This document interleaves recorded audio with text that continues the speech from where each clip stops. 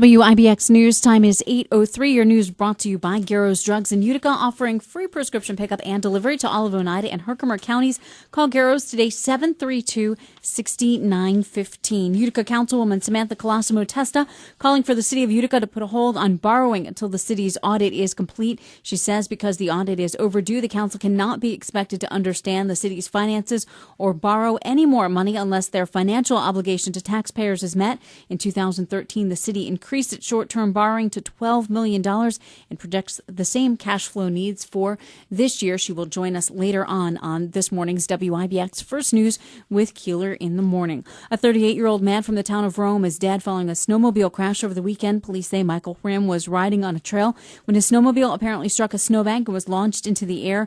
Rim struck a fence and some trees and was pronounced dead a short time later at the hospital.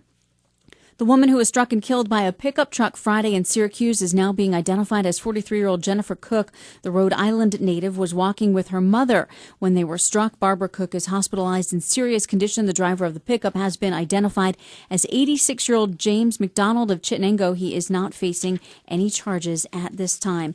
And a sex offender facing new charges after he allegedly gave sleep medicine to a 5-year-old. Police say Jason George is facing charges of endangering the welfare of a child and reckless endangerment. He's also facing the additional offense of being an offender and failing to report an address change. He is being held without bail. Good morning. In sports, the Yankees swept their split squad games yesterday. New York beat the Braves 7-4 and the Marlins 7-0. They play the Pirates later this afternoon. The Mets split their two split squad games yesterday. New York defeated the Cardinals 10-4 while losing to the Cubs 6-3. The Mets take the field against the Marlins this afternoon. Syracuse picked up a 3 seed in the South region of the NCAA tournament. The Orange will take on the 14th seeded Western Michigan Broncos Thursday in Buffalo at 2:45 on CBS. The winner will move on to face the winner of Ohio State and Dayton. The Comets split with Abbotsford this weekend, 3-1 and 1-3. New York Mills boys beat Coleman Catholic 57-50 in an overtime game, and the Notre Dame girls won their state title with a score of 71-36 against Bishop Kearney. Sports brought to you by SIG Alert. Trapped in traffic again? You could have avoided it with SIG Alert. Before you go, visit sigalert.com. On the go, download the SIG Alert app available for your iPhone. So we have coming up in just a second, not only Ron Mosier from the OD, but from Notre Dame, Emily Durr, who broke a Section 3 record for scoring, and head coach Mike Plonish. Do I say his name properly? Yep. And also New York Mills head coach Michael Adey. We'll speak to him as well, as they won on the boys' side 2 state championships in high school basketball. We'll dig into all of that coming up. And Samantha Colosimo Testa, she'll be on the air as well this hour talking about this freeze on borrowing in the city of Utica. Coming up in 2 minutes in WIBX. 8:09. The girls were playing down at Hudson Valley Community College. The boys were playing at Glens Falls Civic Center. And that, of course, makes a real challenge for a guy like Ron Mosier, who's been given the task of having to cover both of those state championship games. Ron, good morning. It all comes down to this. Good morning, Bill. And I got to tell you, I could go back and pull up the audio. I'll just tell you, you made this prediction at the beginning of the season. Well, but believe me, Bill, I don't think I went out on a limb. And I have to tell you, I didn't cover the Notre Dame girls championship game. I couldn't because it was almost at the same time as New York Mills championship game. Ann Delaney went out to Hudson Valley Community College and covered Notre Dame girls winning the state title a bit earlier on Saturday evening, and I was in Glens Falls covering New York Mills winning. But anyway, at any rate, yeah, you know, at the beginning of the year, I put together the high school basketball tab, the pull-out section, the preview section of all the teams in the area, and you know, it really. To be honest, it wasn't really going out on a limb to pick Nick Comanel and Emily Durr to put on the cover. But you know, there's a running joke at work that I'm sort of, not that I have the Sports Illustrated jinx power, but that it's happened before. Somebody, a cover boy or cover girl, I picked for a preseason tab, you know, a preseason preview section. And all of a sudden they tear their ACL or something, and it's all because of me. That's the running joke at work. That's what John Pedersey thinks. So it's the horrid jinx, right? And that didn't hold true. Well, and in both cases, Phenomenal. Let's start with Notre Dame as we're going to chat. I'm going to bring into the conversation in a second Mike Plonish and Emily Durr. Great. That's great. But just, a phenomenal performance. Not just, Emily Durr was amazing, but, there's an 8th grader on that team that was spectacular. It was Claire Searing. You're right. And this may be a stretch, but I know not too long ago there was somebody who told me, hey, there might be another Emily Durr coming up, and her name is Claire Searing. So she's got a few years ahead of her. So let's bring him. Obviously, some big shoes to fill. Let's bring him into the mix here right now. You should be able to hear them, Ron, as well. Let's start right here. Mike Plonish on. Coach, good morning. Hey, good morning, guys. How are you? And wonderful. And Emily Durr, good morning. She's here with us. All right, hold on. She is as well. Let's talk to you. Let's talk to you first. A phenomenal performance. A state championship is a big deal. Oh, no doubt. For the school, 31 years, and with the senior class that I had Emily and Jackie for 5 years, and their supporting cast is fantastic. It's great for the school. It's unbelievable to have the state championship. And Emily, if we can get her on as well, and we have on the line Ron Mosier as well from the Observer-Dispatch that's with us. Emily, it seems like you had just an amazing performance. I was reading one of the stories that said you broke down. It was tears of joy, a lot of pressure, but it all came to this great state championship. You got to be really happy today. Yeah, I'm so happy and so proud of this school, and proud of my teammates and proud of my coaches. Like Coach said, it's been a long 5 years, but it's been worth it. Going to practice every day, working hard, and the result of the state championship, you can't ask for anything better than that. So when you look at the score, it says blowout, but it wasn't until the fourth quarter that you guys really you ran away with it, right? Yeah, they pressed all game, and I think when it came down to the fourth quarter, they got tired, and we just made our run, and the score doesn't talk about or tell how good we played. We could have done better, and we know that, but I thought our supporting cast and our team played phenomenal. We played 32 minutes, and I couldn't be prouder. And Ron, if you want to pipe in, if you have anything you want to throw in here. I did want to say congratulations, Em. You're a great player and a great young lady, and I wish you the best at Iowa State. I have to apologize to both you and Coach Plonish. I wish I could be in two places at the same time. I would have loved to have seen the game, but I got back from Glens Falls, Emily, and my wife Monica and I sat in front of the fireplace. We put the TV right by the fireplace because it was so cold yesterday, and Monica, me, and the dog watched the replay of your championship game, and I just wanted to say congratulations, and the whole area is proud of you. Oh, thank you, Mr. Mosier. That means a lot.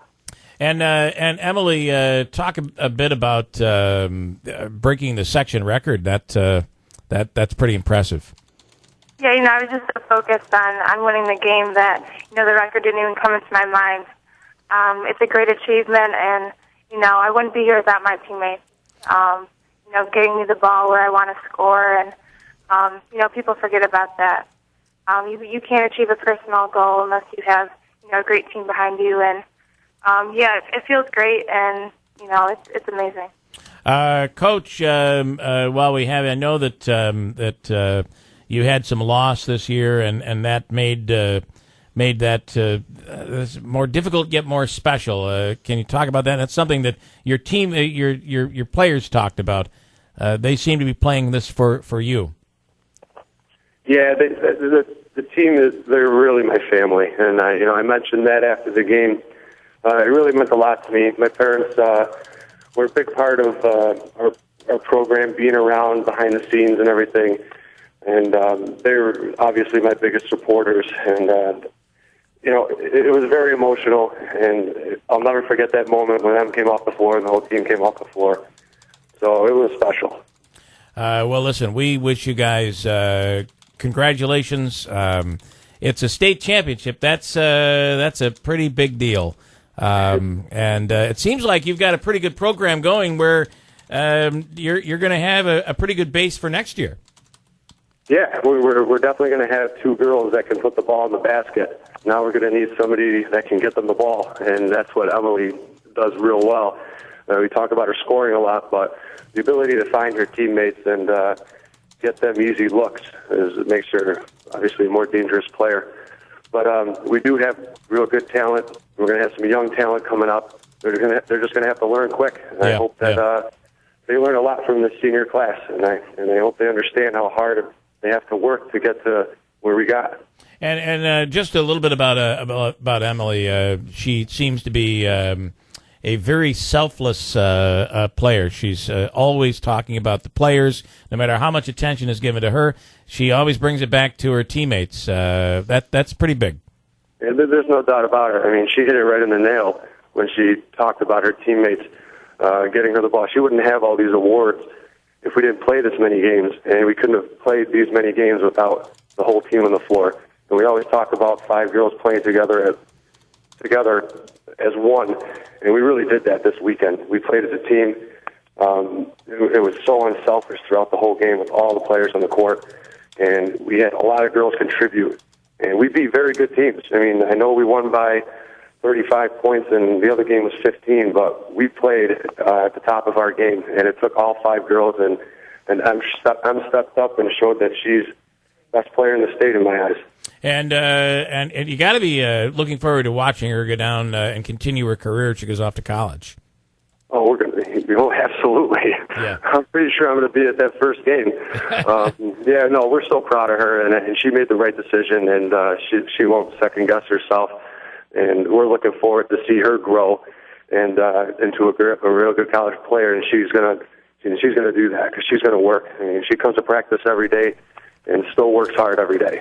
And she's going to work in the off season to get better and better and better, and there's no doubt I know she's going to do that. All right, listen, congratulations, Notre Dame state champions, high school basketball, girls. Mike and Emily, thank you guys so much, and congratulations.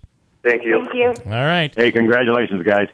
Thank you. Rod, stand by just for a second because we're going to bring. We'll talk about the game that you were at, and that, of course, is New York Mills boys, and we'll bring Mike Adie, head coach of the Marauders, on in just a second. Hold tight. Christine with an update on what's going on at 8:18 here in the newsroom. Good morning. Good morning. Crimea seeking admission to the Russian Federation today. Delta Airlines safely lands after a wing panel fell off one of its planes. And you're not going to believe this story. The Northern California teen who bit the nose off of his 1-month-old son is set to appear in court today. Stupid. Unbelievable. Okay, so we'll talk to the New York Mills head coach. We'll talk to Ron as well up next. And also, Samantha Colosimo Testa makes her way in studio in about 10 minutes or so. It's 8:19 at WIBX, back in 2. I would like to tell you, all season long we've been talking to Ron Mosier. And Ron, I want to thank you for, I know getting up, you work late and you get up, and we're sometimes moving you around and messing up your schedule. And we appreciate your time coming on the radio this season. Oh, no problem. No problem, Bill. Let's go to line number 2, where Mike Adie is standing by, head coach of New York Mills, and a 3rd state basketball championship. Mike, congratulations. Thank you very much. And you're on as well with Ron Mosier, and Ron was at the game, and this was a good one, Ron. Oh, yeah. You know, I was talking to Mike after the game on Saturday. I had to bring up, I like keeping play-by-play, and I keep my own statistics, too. And in the fourth quarter, Mills down by 5. They had started out 0 for 7 from the field, and I think 5 of those misses were 3-pointers. And I know Coach Adie called a timeout. And after the game, I pretty much knew the answer, but I had to ask him, geez, Mike, what did you bring up during that timeout? And he said, well, I think it might be a good idea to start taking the ball to the basket. And that's just what Mills did, especially, obviously, Nick Cominal. And from there was really no stopping Mills. In fact, I think the Marauders came very close to winning it in regulation, but they missed some free throws down the stretch that sent it into overtime. And then in overtime, it wasn't just Nick Cominal. I mean, Terrence Nichols, a sophomore hits a big three. He hadn't made a basket all day, and he puts them ahead to stay. And there's some unsung heroes on that team too, like Ali Hassan. I know Coach 80 thinks a lot of them. I think he called them, there's 5 spokes to the wheel, and he may be the 5th, but he's a very unheralded player. But he made a big block. Got a great offensive rebound. I think it was off a missed free throw that extended, gave Mills another possession in overtime. They wound up going back to the line and making 2 big free throws and wound up winning going away. I think they outscored them 8-1 in the overtime. So again, all year long I was afraid Coach 80 I was going to jinx you guys because I picked you to go all the way and do it and win it all this time. And there was no jinx in this team. They were just too good. And I know Mike will tell you, I've been saying this on the radio to you guys, Bill, that all season I really thought that of all the Mills teams I've covered that Mike has coached, I thought this was the best all-around team. And that's not a knock on Fred Russ. That's not a knock on Matt Welch, 2 big men that helped lead him to that state title in 2011. Not a knock on J.T. Ross, a great point guard, but this team overall, just athletic, had a lot of everything. I mean, just an all-around team effort, and this team could bury threes too, and that's another threat. So I don't know. It was just a joy to cover them, Coach. Yeah, well, you said all that very well. So actually, I can go back to bed. I don't need to say anything.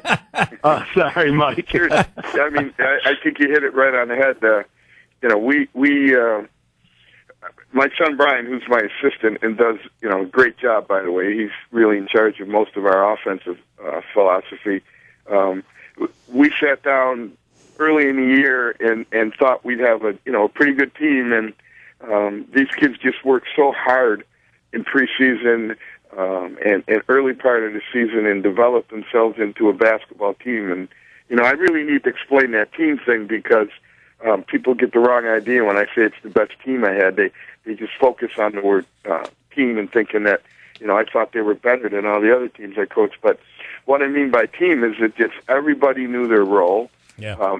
Everybody wanted to do anything possible to win and be successful. And honestly, no one cared who got the glory. And I honestly think Saturday night was a perfect example of how we played as a team, and nobody really cared who got the point. I mean, look at the beginning of the game when Andrew Soprenik came out and to put us on the board and scored, I think, maybe 8 straight points to get us going. And then Terry hits the 3 bomb in the beginning of overtime that really put it away. And, Ali gets the biggest rebound of, I said after the game, my career, and obviously the biggest rebound of that game because if we miss that, if we don't get that rebound, they're going to get another shot, to try to get ahead and win the game in overtime. And you held them in overtime to just a basket, right? That was it.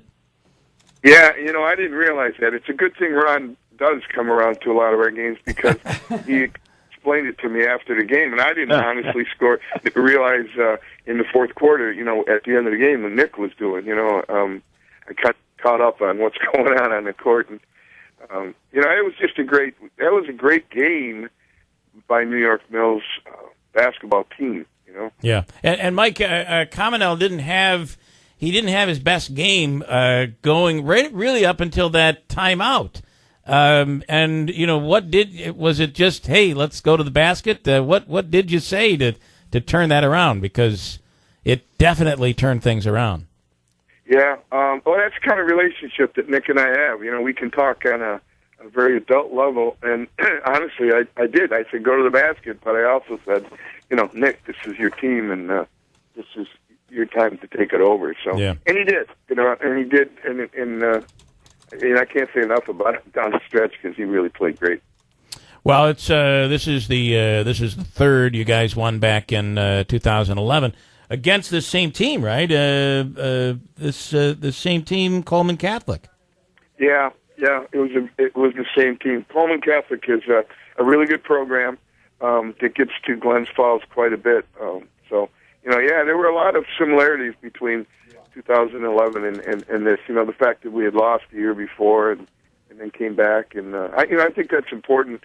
I think you see that in some of the teams that go to Glens Falls for the first time. They're a little bit overwhelmed by the whole experience, which is great. But our kids, we were ready for this. We really were. Well, listen, Mike, congratulations to your staff, to you, and to all of your players. State championship, can't ask for anything more. No, and I really want to say one more thing about our fans, the people that support New York Mills basketball.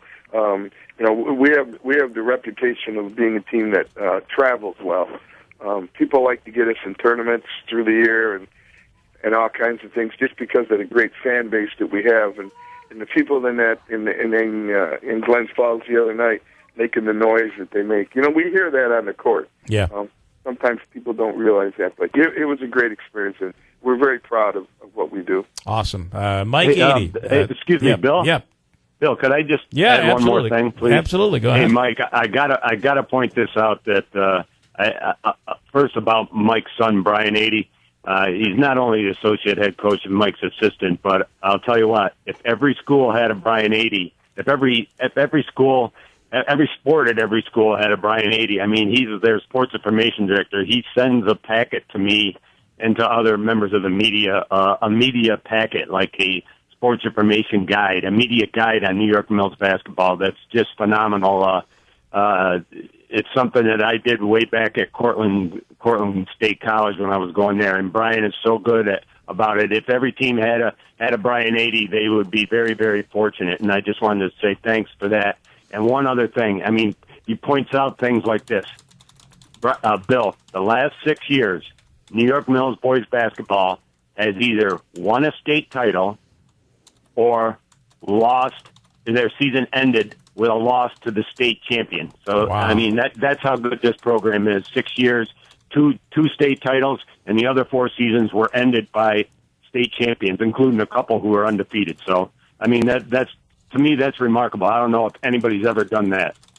Pretty awesome. Listen, if every state senator had a Brian Eady, I mean, the world would be a different place. Let's say something about Brian Eady. If every father in this world had a son like Brian Eady, they'd be good too.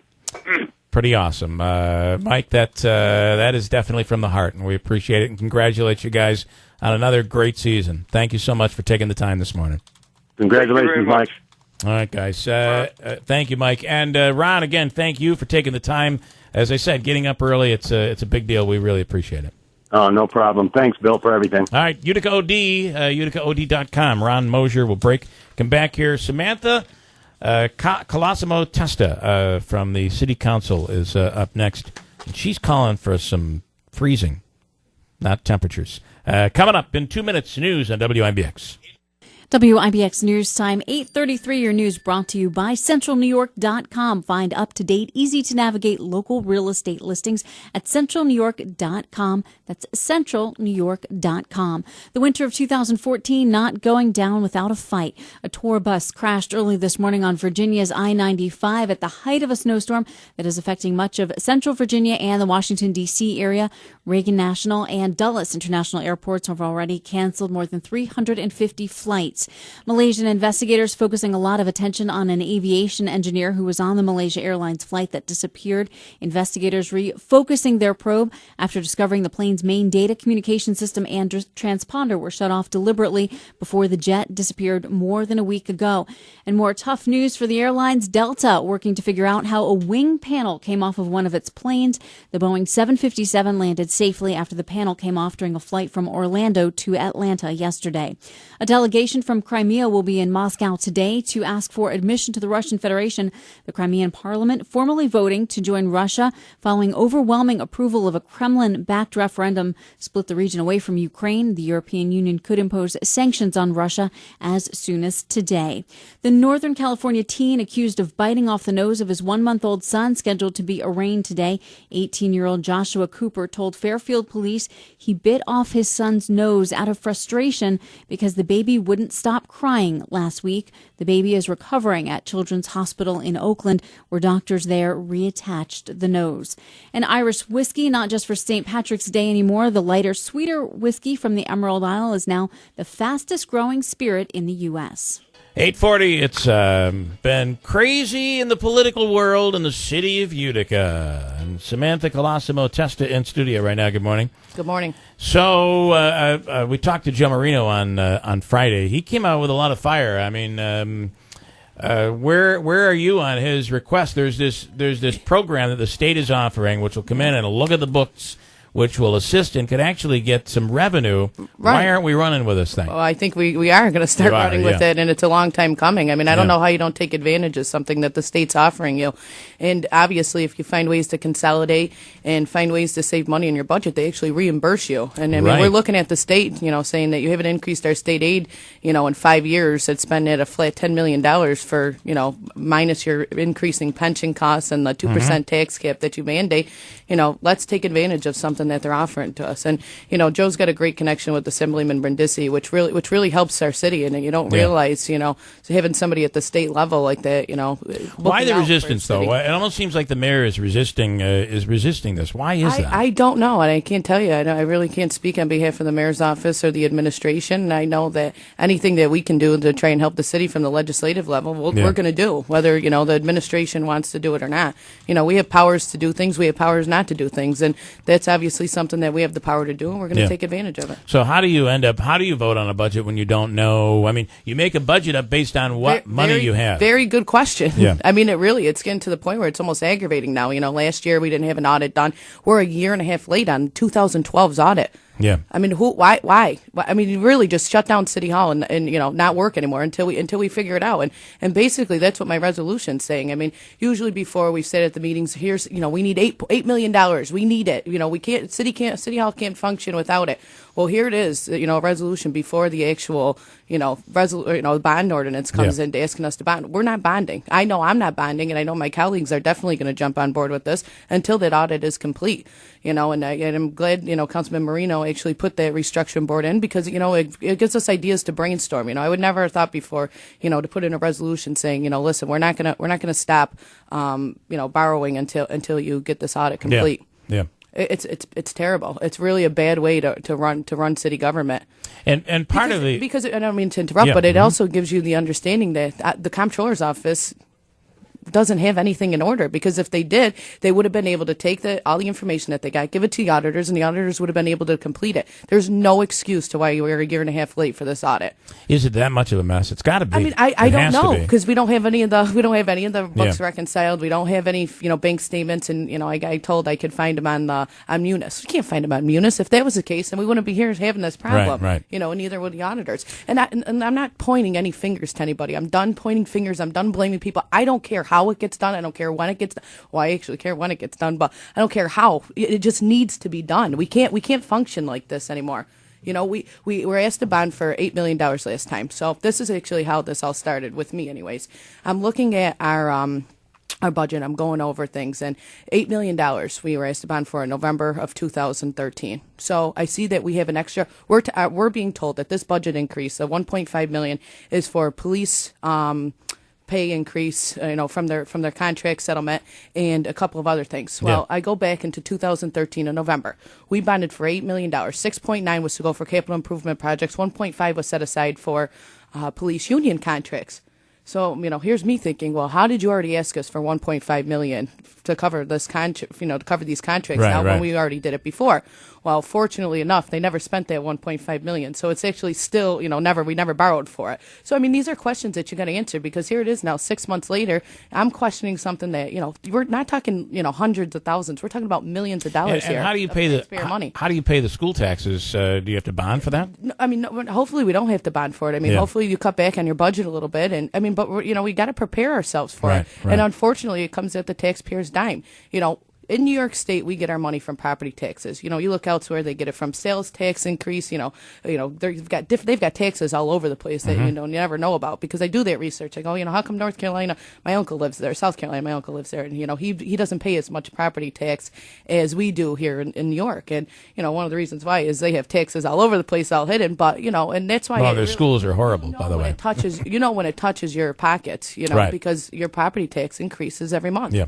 And so we're a second-class city. We can't get rid of our police and fire department, as some resistance that you may get. We're mandated by law to have a police and fire department.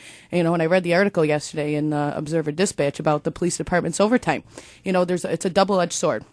You have if they had the complement that they were supposed to be at, I think it's 160 or something like that, and I think they're down to 120 because of people leaving retirements and things like that.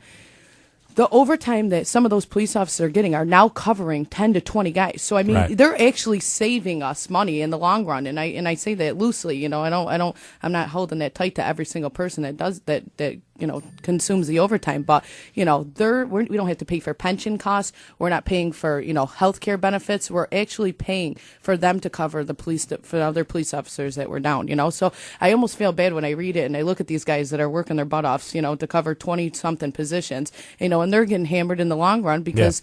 They're the ones that are being used as our bait to cover our budget. Why are we getting a 10% tax increase? I'm told, for people that have taken a look at this budget proposal, that there is no itemization for schools taxes at all. There, yeah. I mean, it's not in the budget. So how, without borrowing, how else do you? And granted, we do have that law. So every the 2 year gap that we have. But I mean, look at our school district. I mean, how much longer? That 2 year gap was something newly used. I mean, and at the end of the day, whose money does it come from? It comes from the taxpayers, whether Right. the school district's borrowing the money or the city of Utica is borrowing the money. Right. I mean, it comes from taxpayers' dollars. But the taxes that let's be clear though on this, the taxes were collected from the people to be then turned over to the Right. school district. Right, without and a instead of taking the money that was collected for school taxes, instead of giving it to the school, you guys kept it. Right. No, Yeah. and that's to correct that just a little bit is, the money that the uncollected taxes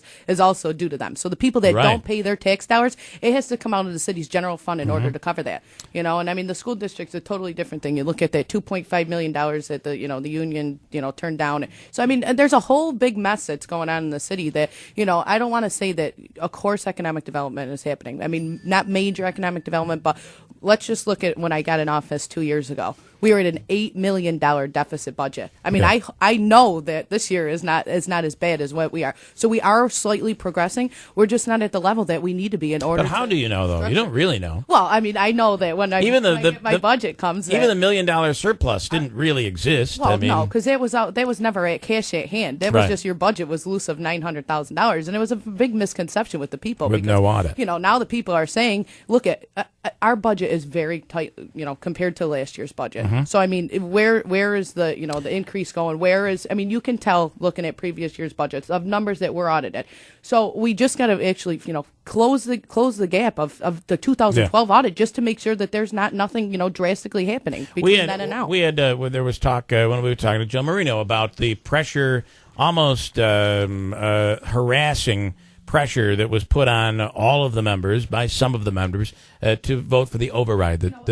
Listen, everyone's a big boy on that council, minus myself. I understand. Okay? I understand. If you mean to tell me that you didn't know what that budget looked like from last year to this year, that's your own fault. Okay? If you didn't know that there was going to be a 2%, Was the budget out? Did people have the budget in their hands? you have your budget. I mean, you can go right to the budget director and say, Peter, how is this budget coming along? Same thing I did. I Right. mean, you're telling me that I was ignorant enough not to know what I was doing with that budget when I was asked to override that 2%. So you think there was? So you're saying there wasn't? It's a big political ploy. You know that your pension costs and your union contract is going up over 2% automatically. There's no question. Just be like we did last year. Just because you go over it doesn't mean that you have to. But without the budget, without the audit, how do you vote for the override when you have Munis? Munis is our system. It tells you what money goes in, what money goes out. But you just said Munis, you couldn't get the detail. You couldn't figure things out from bank looking at that. statement. Okay. They said bank statements, which we don't have. So you actually don't know what money's in your bank account and which money's going out. However, you do know how your budget is going. Right. I mean, those are two totally different things. You look at your contingency, you look at your short-term borrowing, things like that. Those are all that you can. But how do you have a budget if you don't know how much money you have for the budget. How do you have a budget? Because you have But line, there's a line budget. items. But there's a budget. But the budget could be imaginary because you don't really know how much money. You're right. It could be imaginary. Right? You're right. You're right. But you don't know how much money you have. Right, and you're right. I mean, at the end of the day, you could. And maybe we shouldn't be voting on this budget come Wednesday. I mean, those are some serious questions that you have to ask. I mean, however, we do know what line items are going in, what line items are going out. The budget director's got a tight hold on it, and and that's what we got to go on. And unfortunately, that's not a good enough answer until you get that audit complete. Yeah. Can you delay the vote on the budget until that audit? I mean, is those are complete? something that we're going to have to look into. I mean, here we are. The audit's not done. The budget's due on Wednesday. I mean, could we ask for an extension? It's something that we've been looking into, and it's something that we're going to have to talk about. I mean, we're down to the last wire on all this, and it's a no good situation. And I'm not trying to backpedal or anything because I really, I don't know the total answer on where we're going with this. I don't know, and I don't think anybody can look you in the face and square and tell you that they do know what's going on. So you're good with the state coming in using this program? Oh, without a doubt. Yeah, you have to, because we obviously need help, and Councilman Marino's he's an accountant, he knows his figures. Anybody else that looks at our budget, it's almost a laughing stock when you look at the county's budget. I mean, the county's budget has their line items, the money that the expenditures, the revenues, and what they need throughout the year, and it's right there on their budget, and we don't have that, so it's very anybody that looks at our budget, from the regular eye has no idea what that. But I've been on the council for 3 years and I don't even know how to read the budget at some point in time. So it's bad. So having them come in, good idea. I've heard there's one account that we're talking about that has they can't find when the last time it was reconciled. No. Like it goes that far back as to when it was reconciled. Yeah, I mean it's not right. It's not. That's scary. No, it's very scary. Yeah. It is, and that's why I did not. We've been a year and a half late, and that's what I said. I'm not. I'm letting them know from now on. Don't ask us to borrow until that audit gets complete, and and that's why I never put it that in. Well, that could be shutting down the government, right? And you want to know what it really could be because last year we were asked to borrow to pay for salaries, and day-to-day expenses. So it's not good. So I mean, somebody's going to have to get their stuff in order. So possibly you're going to be looking at the chance to delay the vote on the budget. That's something that you feel that you'll be looking for. Yeah. Oh, see if it can be done. We've looked at it for last year, and it's very difficult though to try and get the state to come in and figure out how to do things. Right. I mean, it doesn't happen overnight. Right. That's going to take time. So, that's not going to be. The time is ticking here. Right. So. I don't know how you guys do it. Well, we're getting there slowly but surely. All right, Samantha, thanks for coming on. You'll come back to update us. Maybe later in the week. I mean, all of us. Anytime you ask any of us, we'll be here. All right, beautiful. Great. Thank you. 8:52. Come right back here and wrap it up for the morning. First News Keeler in the morning at WIBX. Somebody writes in, she talks fast. She does, a mile a minute. She does. A lot going on there. This thing is it's clearly a mess, and we've been told how wonderful everything is for so long. I always try to come up with popcorn and peaches, cotton candy, and lemon balls. Lemon balls. I love lemon balls. We were told that lemon drops is what they're called. I'm sorry, they're lemon drops. Lemon drops or lemon balls. We were told everything was peachy keen by the mayor, but then when you ask why certain things haven't been done, he says you need to go to the controller's office. So well, and now it's not only the school taxes unpaid, but now the county taxes late here. So what gives? This is, if there's ever a time I think to get somebody to come in. It would be now from the state. And Morehouse, we're hoping to talk to him at some point. I mean, we're asking. Sermonaro is still there. What is going on over there at City Hall? I don't know. I think we're on the verge of getting answers. So you think so? I think so. All right. I love answers. Okay, anything else we have to deal with? Kind of an interesting morning with a lot of stuff happening. I know we were all interested in talking about the 18-year-old father who bit off his son's nose. I can't believe that story. Why did that happen, by the way? He said that he was frustrated because the baby wouldn't stop crying. So that's going to stop the baby from crying by biting off its nose. Why would you even think to do that? Why would what would possess someone? My mother used to hit me with a wooden spoon. I don't believe that. That's true. Yes, I'm sure I deserved it. Let me just say. And now, for some reason, she's taught my wife how to do it. What is up with that? I'm not advocating, but this is a terrible story. Clearly, there's something wrong with somebody's head, or they're on something. You got to throw the book at people like this. And back to that part about having a license to be a parent. You do kind of wonder a little bit, don't you? You do really kind of wonder. Not that we could ever go for that, but it does make you wonder from time to time. Give me one break here, and we'll give you a tease as to what's coming up tomorrow morning. Sunshine right now, 5 above. First News Kilo in the morning, WIBX. Good morning. It is 8:59. Here's what we're working on in the newsroom. Utica Councilwoman Samantha Colosimo Testa wants the city to put a hold on borrowing until the city's audit is complete. Republican candidate for governor Rob Astorino says the SAFE Act hasn't done anything to make people safer, and the legislature's Budget Conference Committee gets down to brass tacks today. Okay, so listen, here's an interesting thing on the guy, father who bit the nose off the baby. This is from Jill. They would euthanize a pit bull for biting off a baby's nose. What should they do to a human? Maybe, maybe there's the answer. Maybe he should be euthanized. Certainly would solve that problem, don't you think? All right, listen, stay warm today. It's going to be cold. Back here tomorrow. WIBX and WIBX950.com.